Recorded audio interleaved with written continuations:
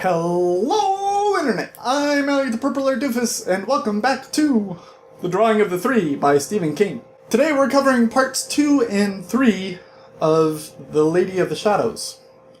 I hope you've read up to that point because I do not want to ruin anything for you. So basically, part 2 is retelling of the subway situation in which Odetta/Detta lost her legs. She was at a subway in New York. Someone had fallen onto the tracks, and she had decided that she was going to jump down and save this someone. When she jumped down, she broke, I believe it was her hip, scooped up this person and handed them off to safety, but couldn't get herself back up. So the subway ran her over and she lost her legs. While she is down on the tracks, she is asking for help from everyone using, let's call it jive. You know, like that scene in Airplane. I speak jive. She's kind of using that kind of language while she's down there, and not the very posh language of her very pleasant persona. But once they get her in an ambulance, and the ambulance rider is trying to tell her exactly what's going on, her personas switch on and off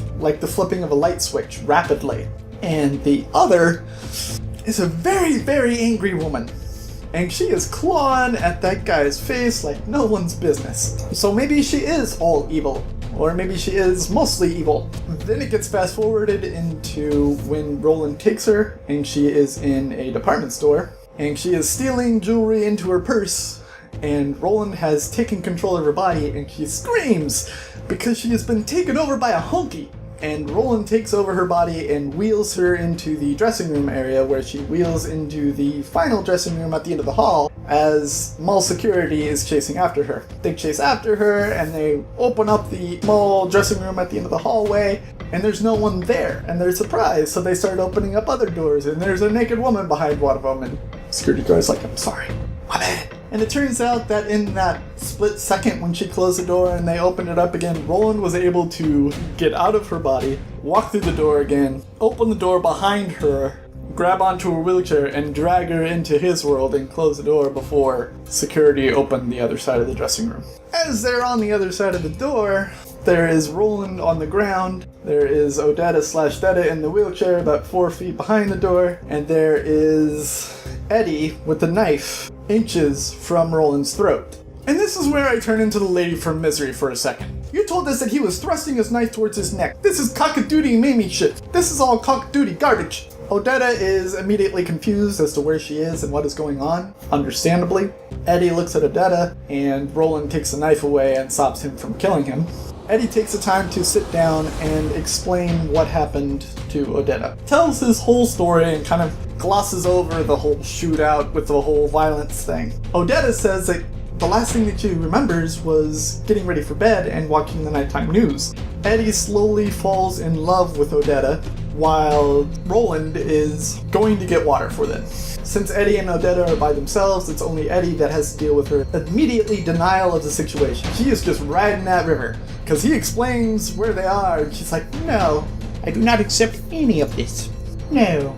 And there's like maybe 5 or 10 pages of debate between Eddie and Odetta on what exactly happened. She describes how when she was little she got struck by a brick and had very vivid dreams, so maybe the same thing happened now. Eddie goes to catch up with Roland, saying, you know, this is going to be more difficult than they thought because she's not complying, she's not agreeing to what is going on. And Roland says, "I know. As soon as I went into her mind, I knew that there was some other presence there trying to fight me. And when that presence wakes up, we're all in a lot of trouble." And Eddie also finds out that Roland is getting sick again because he did not bring enough penicillin with him from his trip through the door. So they have to deal with that too. They have to deal with Odetta's evil side, and they have to deal with Roland getting sick.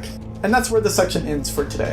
The question that I have for you today is, if you woke up in a brand new world and had no idea how you got there, how would you handle it? The question that I had last video is, if you could travel to any time, what time would that be? For me, I would love to go into the future. I'm not sure exactly how far into the future. I don't want to go into the past because I would just ruin everything. But I would go into the future, see where my future is, and then try and ruin that. Because I probably wouldn't be happy with that either. I would be a lot happier with ruining my future than screwing with my past and ruining my right now. Do not forget that the next book that I'll be reading is Sakura Blue by Christopher Moore. Go out and grab it by any legal means necessary. Borrow it from a friend, borrow it from a library, buy it at a bookstore, buy it on a Kindle. I don't care what you do as long as it's legal and you read it before I ruin it for you. I've been Elliot the Purple Ear Doofus reminding you to watch your game radius, and I will see you all in the next section of The Drawing of the Three by Stephen King. Toodles!